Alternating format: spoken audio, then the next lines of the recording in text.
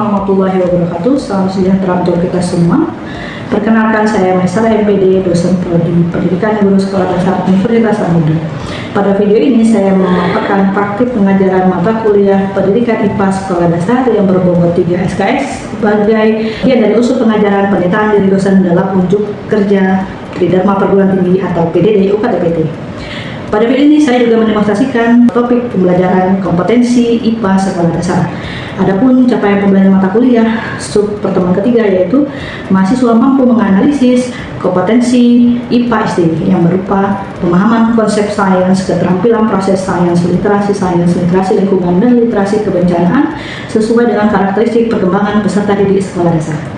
Nah, pembelajaran yang saya terapkan itu mengikuti delivery, interaction, dan assessment. Pada aspek delivery, saya menggunakan model problem-based learning yang punya 5 tahapan dan diawali dengan kegiatan konsepsi, yaitu melakukan integrasi atau menjembatani dari materi sebelumnya mengenai standar isi IPA berdasarkan kurikulum nasional, dan tujuan pembelajaran kali ini mengenai kompetensi IPA SD. Nah, pada tahap delivery ini saya juga menggunakan produk penelitian saya yang berjudul Digitalisasi Pembelajaran IPA SD yang merupakan buku ajar hasil penelitian yang berjudul Pengembangan Buku Siar untuk meningkatkan keterampilan proses sains siswa sekolah dasar. Nah, selain itu, pada proses pembelajaran, mahasiswa juga menggunakan beberapa buku dan artikel terbaru, terupdate, dan juga relevan dengan mata kuliah pendidikan IPA sekolah dasar, khususnya kompetensi IPA SD yang dapat kita saksikan bersama pada video ini. Saya juga menerapkan aspek interaction, yaitu di mana mahasiswa berinteraksi secara edukatif dengan teman sekelompok maupun dengan dosen sebagai fasilitator dalam pembelajaran. Nah, selain itu, pada aspek asesmen saya menerapkan penilaian otentik, di mana saya mengobservasi aktivitas menggunakan lembar observasi, lalu menilai induk kerja siswa, presentasi kelompok, hingga refleksi. Nah, semua penilaian dilakukan menggunakan rubrik yang objektif. Melalui pembelajaran ini, saya berharap mahasiswa sebagai calon guru sekolah dasar mampu memahami kompetensi IPA SD, serta memiliki kemampuan mengevaluasi dan menerapkan strategi pembelajaran IPA SD. Namun khusus untuk pengajaran yang saya bagikan nantinya, yaitu fokus pada menganalisis kompetensi IPA SD dan mengaitkannya dengan fenomena alam yang terjadi di lingkungan sekitar. Nah, akhir kata, saya juga memberikan closing statement pada pembelajaran bahwa IPA sekolah dasar tidak hanya bertujuan untuk memberikan konsep saja, tetapi juga sampai dengan mahasiswa dan siswa memahami dirinya sendiri, ikut berpartisipasi dalam lingkungan, peduli lingkungan, dan juga diakhiri dengan memberikan tindakan solutif jika terjadi sebuah bencana. Nah, tanpa berpanjang lebar, mari kita saksikan video pengajaran untuk pertemuan ketiga pada mata kuliah Pendidikan IPA Sekolah Dasar dengan topik kompetensi IPA SD. Assalamualaikum warahmatullahi wabarakatuh. Waalaikumsalam warahmatullahi wabarakatuh. Ya, selamat pagi adik-adik mahasiswa. Pagi, Bu. Oke, nah, berjumpa lagi kita pada pertemuan hari ini untuk mata kuliah Pendidikan IPA Sekolah Dasar. Nah, hari ini kita sudah masuk pertemuan 3 kompetensi IPA SD. Nah, sebelum kita memulai perkuliahan, marilah kita berdoa dulu. Silahkan doa dalam hati dimulainya.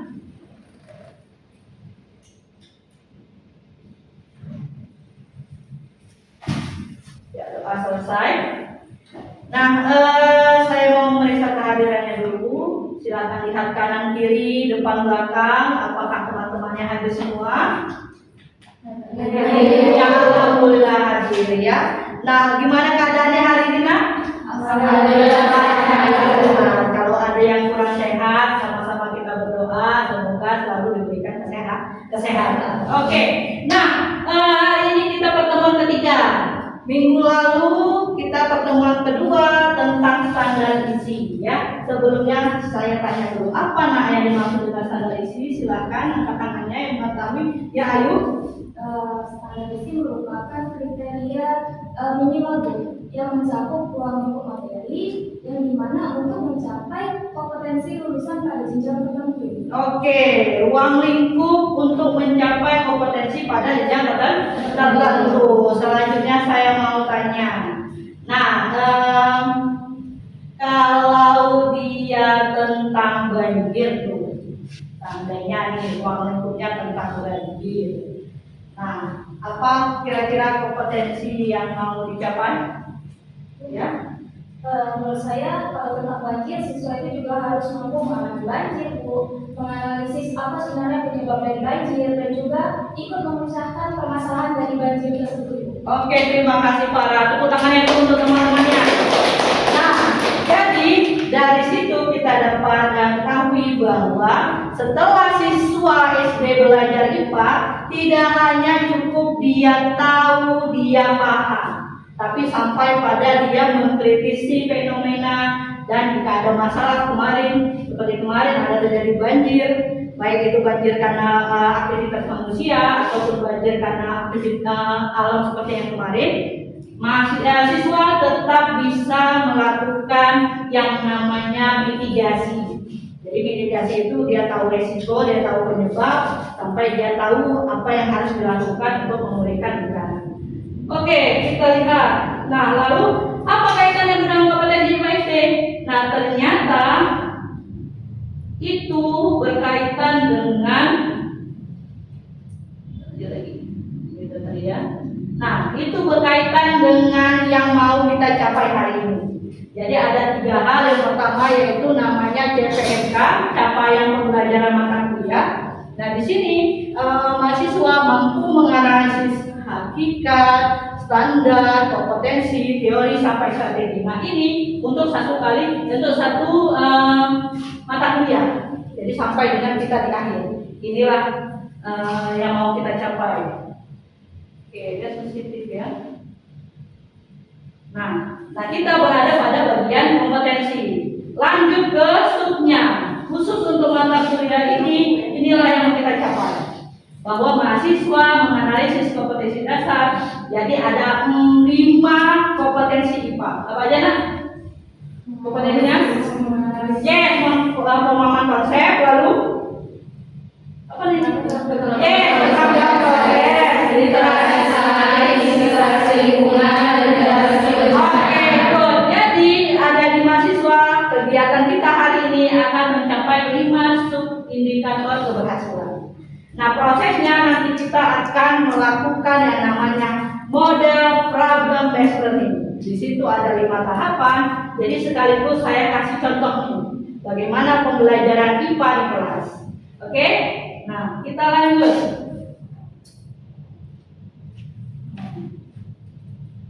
Terus, bentar ya. Oke, nah dalam PBL ada 5 tahapan. Yang pertama itu orientasi mahasiswa pada masalah. Nah, sebelumnya kita lihat dulu. Ini gambar apa nak? Iya, lingkungannya gimana? Iya, asri benar, asri sehat, sejuk. Kalian pernah nggak kemarin? Senang nggak kemarin? Senang. Oke, good. Jadi seperti itu. Diajarlah kontekstual yang ada di lapangan dalam kelas. Jadi tidak harus IPA itu siswa ke lapangan. Jadi kita bisa bawa itulah digitalisasi. Kita lanjut ya. Nah, bagaimana dengan gambar yang kedua? Kira-kira airnya ngalir nggak? Tidak. Kalau yang ini? Ngalir. Ya, yang sudah pernah ke sana bisa lihat langsung ya. Nah, oke. Nah, jadi di sini saya akan mengajar mahasiswa untuk menganalisis 5 kompetensi IPA berdasarkan 2 gambar tersebut.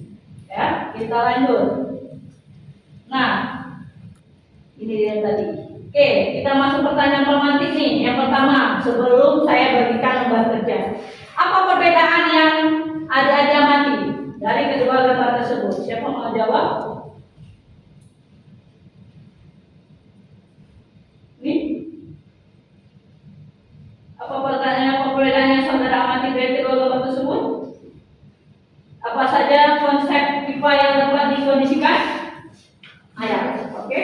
Menurut saya tadi pembelajaran IPA membimbing siswa untuk melakukan pengamatan, kemudian menemukan penyebab dari banjir tersebut apa, gitu. Kemudian memahami konsep IPA serta menumbuhkan kepedulian terhadap lingkungan. Oke. Nah, sebenarnya yang disampaikan tadi itu sudah mencakup 5 kemampuan ya, kemampuan konsep. Lanjut. Jika fenomena tersebut digunakan digunakan sebagai bahan pembelajaran di SD? Kompetensi apa yang saja yang dapat dikembangkan pada siswa? Kompetensi apa kira-kira kalau dia bahas banjir? Masa nggak tahu apa aja tadi? Yang lima kompetensi tadi? Keterampilan. Yes, keterampilan. Literasi bencana bisa tidak? Bisa. Kenapa bisa? Karena kalau dia banjir bisa menyebabkan sampah sembarangan bisa menyebabkan banjir tidak? Bisa. Banjir bencana atau bukan? Bencana. Jadi bisa literasi sudah bencana. Yang kedua, nah di fase ini tidak, namanya adalah mengorganisasi mahasiswa untuk belajar. Yang pertama sekali adalah saya akan bagi kelompok. Jadi silakan adik-adik duduk per kelompok, bagi menjadi 5 kelompok, setiap kelompok terdiri dari 4 orang. Silakan.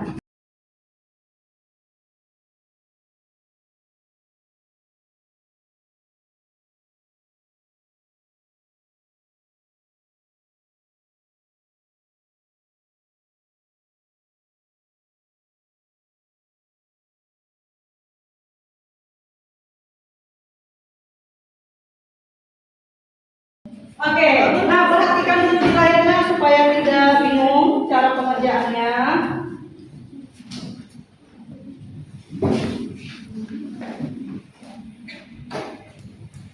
Oke, nah jadi nanti di sini adik-adik mahasiswa langsung mengisi hasil analisis dari 7 aspek yang akan ditanyakan.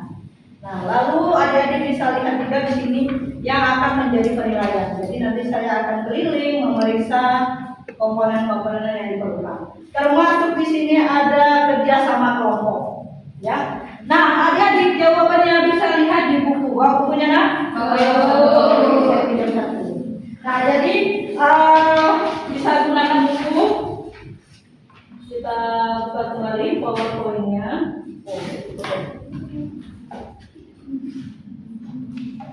Sebentar ya.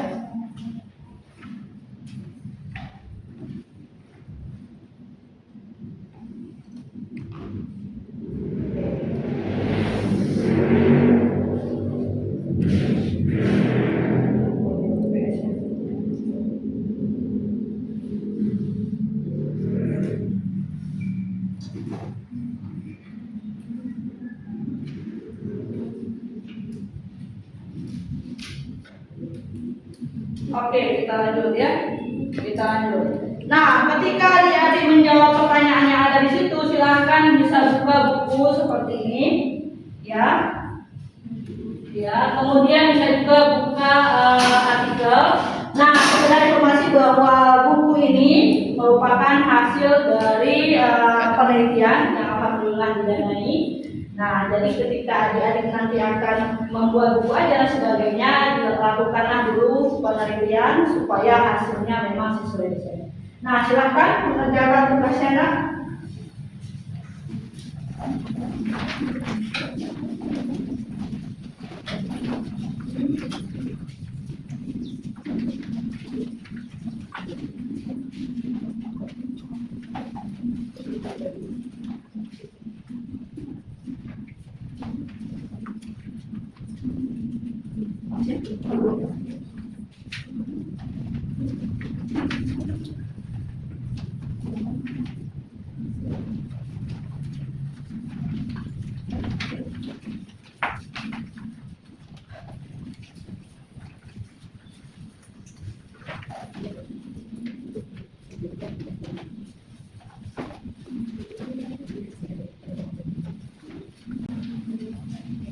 Oke, sudah selesai, nak?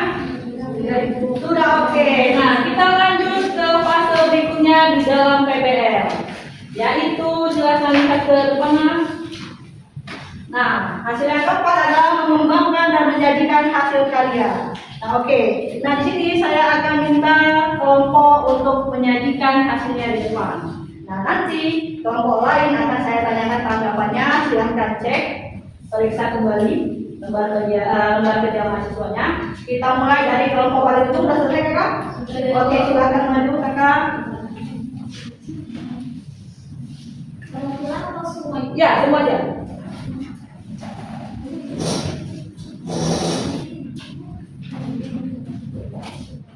Oke, yang lainnya silakan perhatikan, silakan jawab pertanyaan nomor 1 dan 3. Ya, oke kita jawab perkenalan. Assalamualaikum warahmatullahi wabarakatuh. Waalaikumsalam warahmatullahi wabarakatuh. Baik, perkenalan kami di sini dari kelompok 1 akan memaparkan hasil dari diskusi kami. Perkenalkan di sini saya Nadia Main, saya Farah Najwa, saya Siti Anjali, saya Indonesia Bisara. Yang dari tadi kami akan menjawab pertanyaan dari nomor 1. Apa permasalahan utama yang terdapat pada gambar tersebut? Nah, permasalahan utama yang terdapat pada gambar tadi yaitu ada pencemaran sungai, kemudian banjir, ada juga rendahnya yang terlihat juga rendahnya kepedulian masyarakat terhadap lingkungan serta berkurangnya daerah resapan air. Oke, bagaimana kelompok yang lain? Sama jawabannya? Sama. Oke, jadi intinya ada, coba saya lihat. Karena tadi bahasnya sungai dan banjir, pasti ada 4. Nah, nanti tulisannya boleh berbeda, tapi kata kuncinya adalah yang pertama coba lihat sungai tercemar atau pencemaran sungai, kemudiannya bisa mengakibatkan banjir atau bencana alam lainnya. Selanjutnya rendahnya kepedulian, karena memang tadi yang kedua buang sampah sembarangan ya. Nah, yang terakhir adalah ukurannya daerah resapan. Oke. Nah, lanjut silakan yang lain bacakan nomor 3. Nah, Perhatikan yang nomor 3 nah. untuk pertanyaan selanjutnya tadi ada, apakah keterampilan proses sains dapat dikembangkan kepada siswa sekolah dasar berdasarkan fenomena tersebut? Nah, di sini hasil diskusi kami menurut kami tentu saja dapat dikembangkan melalui capaian indikator keterampilan proses sains berdasarkan kurikulum Merdeka. Itu ada mengamati, mempertanyakan dan memprediksi, merencanakan dan melakukan penyelidikan, memproses, menganalisis data dan informasi, mengevaluasi dan refleksi serta mengkomunikasikan hasil. Oke, bagaimana yang lainnya? Apakah ada 6 indikator juga? Ada. Oke, good. Berarti sudah pintar ya. Oke, silakan dulu tepuk tangan dulu untuk kelompok yang ini. Nah, lagi kelompok lagi, silakan Bapak ini.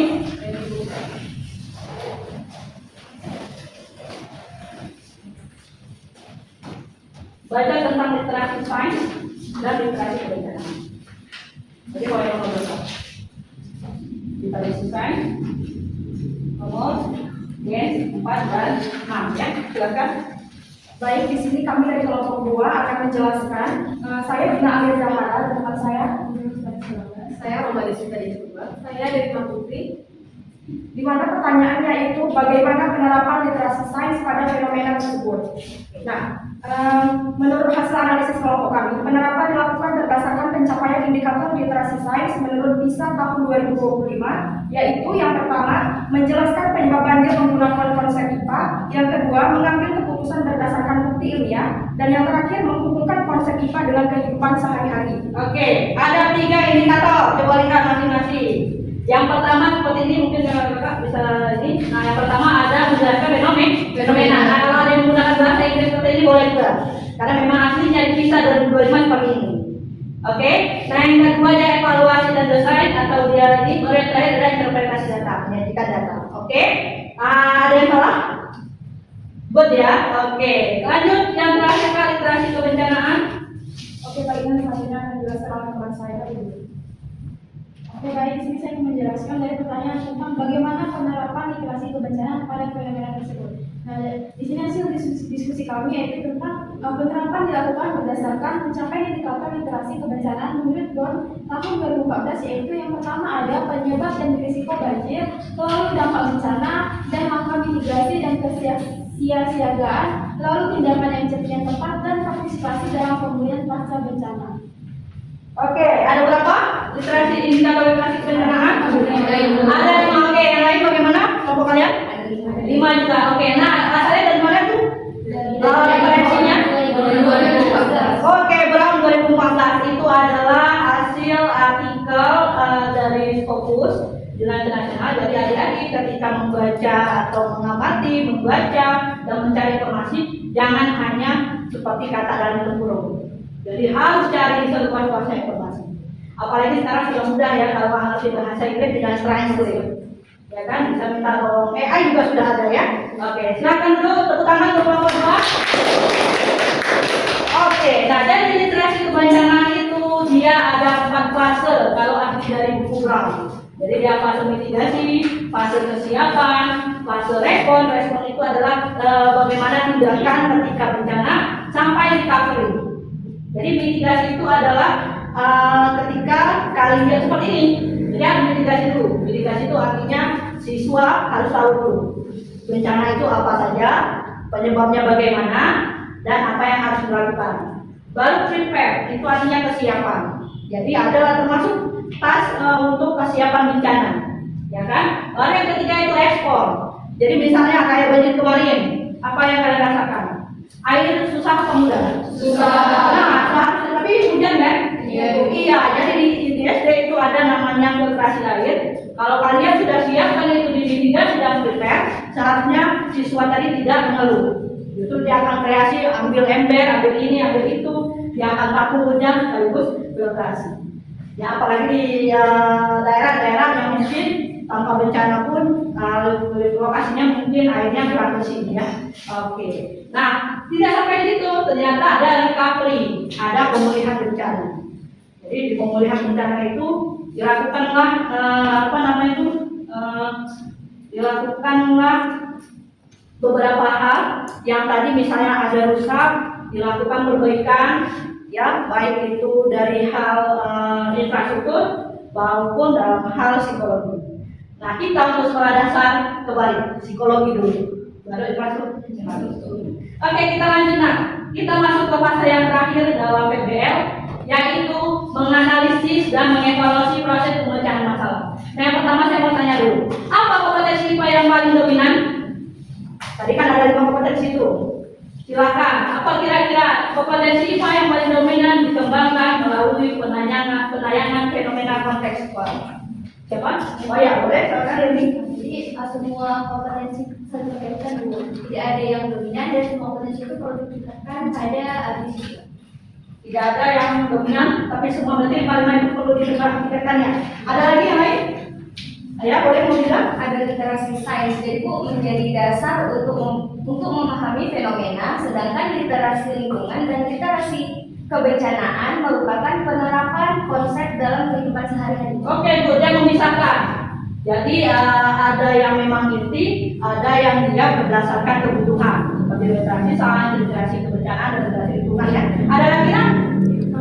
Boleh, Bu? Di mana kira-kira gerakan proses tersebut karena semua tempat ilmiah itu dilakukan secara sistematis dari pengamatan hingga kesimpulan analisis. Oke, bagus juga dulu. Kenapa bagus? Menurut dia Bu, yang paling dominan itu harus ada pada siswa adalah keterampilan prosesan, karena dia melihat dari segi langkah-langkah. Contohnya di sini, keterampilan proses sains. Nah, dimulai dari mengamati, tadi ada sungai, kota dan sebagainya, mempertanyakan sampai ada komunikasi hasil. Nah, jadi kalau adik-adik buka lagi standarisasi yang kita bahas minggu lalu, nah di situ hanya ada 2, yaitu pemahaman konsep sains dan keterampilan proses sains. Nah, kenapa Bu itu yang dominan? Ya sama seperti jawaban teman-teman, bahwa 2 hal itu adalah yang dasar harus dimiliki siswa. Nah, tapi bukan menutup kemungkinan literasi sainsnya, literasi lingkungan, dan yang terakhir literasi kebencanaan tidak kita tingkatkan. Kenapa? Contohnya seperti kemarin bulan November tahun 2025, siapa yang tahu akan terjadi bencana sebesar itu. Jadi kalau kita tidak siapkan anak dari sekarang, ya nanti akan diparahkan yang dihadapi. Termasuk setidaknya untuk diri kita sendiri. Oke, kita lanjut. Nah, mengapa kira-kira kita udah saya jawab ya? Kita lanjut ya. Nah, refleksi. Nah, silakan siapa anak ibu yang mau menyimpulkan apa yang dapat diperoleh dari pembelajaran ini oleh silakan. Mungkin kesimpulan yang dapat saya peroleh dari pertemuan tadi itu di mana kompetensi IPA SD terdiri atas pemahaman konsep IPA yang di mana ternyata ada di antaranya seperti keterampilan proses sains, literasi sainsnya, literasi lingkungannya, dan literasi kebencanaan yang di mana yang saling mendukung dalam pembelajaran IPA. Oke, artinya kalau indikator yang kita lihat bersama tadi, satu masalah sungai yang kotor atau sungai yang tidak mengalirkan sampah bisa untuk meneliti IPA kompetensi. Jadi untuk adik-adik nih yang saat ini akan mengajukan judul penelitian IPA, bisa saja ambil masih udah jadi 5 judul penelitian. Itulah saya maksud tadi. Jadi dari sini bisa turun ke situ. Lanjut yang terakhir, apa kira-kira manfaat setelah kita belajar kompetensi IPA SD. Oh ya, silakan Siti Anjani. Sebagai calon guru, ada manfaat untuk pembelajaran kompetensi IPA SD ini. Itu kami dapat merancang pembelajaran IPA yang tidak hanya berorientasi pada penguasaan proses, tetapi juga pada literasi sainsnya dan juga kepedulian lingkungan serta kepedulian terhadap bencana. Oke, good. Contohnya kita bahas ekosistem. Jangan hanya bahas rantai makanan, itu enggak. Tapi langsung, oh ternyata kalau misalnya produksi satu tidak ada, ya tidak akan berdua dan sebagainya kan guna ya. Oke, nah good. Nah penutup nih, jadi kompetensi ini yang perlu adik-adik tanamkan pada diri sehingga nanti ketika menjadi guru SD tidak hanya fokus pada capaiannya saja. Jadi kompetensi IPA itu adalah dasar atau fondasi agar siswa pertama mampu memahami dirinya sendiri. Kenapa mampu memahami dirinya sendiri? Karena di SD ada bahas sistem kehidupan manusia, sistem pencernaan, sistem apa lagi? Pernapasan, apa lagi? Yang lain sebagainya ya, sistem. Oke, kita lanjut. Nah, selanjutnya adalah kritis terhadap fenomena alam. Sudah kita contohkan hari ini. Berpikir ilmiah sudah pasti karena dimulai dari pengamatan, membuktikan dengan data, baru menimbulkan hasil. Peduli lingkungan sudah pasti. Nah, yang terakhir adalah kesiapsiagaan ketika menghadapi bencana. Jadi ini harus ada ditanamkan. Jadi ketika nanti jadi guru SD atau jadi mahasiswa, pakar pendidik, tidak hanya fokus pada konten saja atau konsep saja, tapi juga pada perilaku. Oke? Nah, untuk itu nanti adik-adik di sini ada juga soalnya. Nanti kerjakan di rumah tugasnya, yaitu setiap mahasiswa, silahkan dicatat, setiap mahasiswa silakan membuat sebuah laporan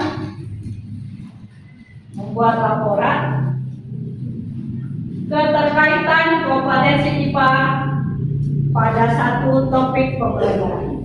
Jadi yang pilih itu mau kelas 4, 5 atau 6, pilih satu topik, pilih satu juga kompetensinya dari 5 tadi. Oke, itu tugas individu. Rubriknya ada di sini, ada juga sudah saya share di WA dulu. Ya, minggu depan sebelum kita masuk materi keempat, nah kita akan tampilkan dulu penugasannya. Nah, mata kuliah kita kali ini pendidikan IPA SD itu membekali tadi sampai ke strategi. Kenapa? Karena mata kuliah lanjutannya pengembangan pembelajaran IPA SD, adik-adik tidak lagi menganalisis, tapi sudah membuat dan merancang pembelajaran. Jadi saya harapkan setiap semesternya adik-adik tidak melupakan yang lalu, karena akan berkaitan sampai dengan semester apa nantinya penyusunan skripsi. Nah, untuk itu sebelum kita tutup pertemuan kita pada hari ini, marilah kita berdoa dalam hati. Silakan adik-adik, doa dimulai.